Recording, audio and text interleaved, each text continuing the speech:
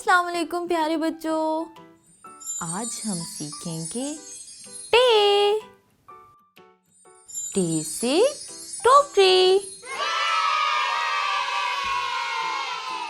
टे से टमाटर। अब हम टे को लिखना सीखते हैं।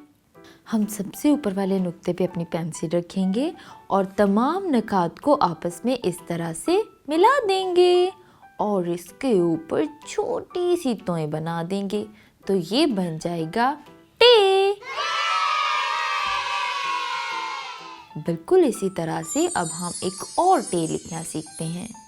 तो चलें स्टार्ट करते हैं। सबसे ऊपर वाले नुक्ते पे अपनी पेंसिल रखी और तमाम नकात को आपस में मिला दिया और इसके ऊपर छोटी सी तोय बना दी तो ये बन गया टे। ओके। तो प्यारे बच्चों, अब आपको टे लिखना आ गया होगा।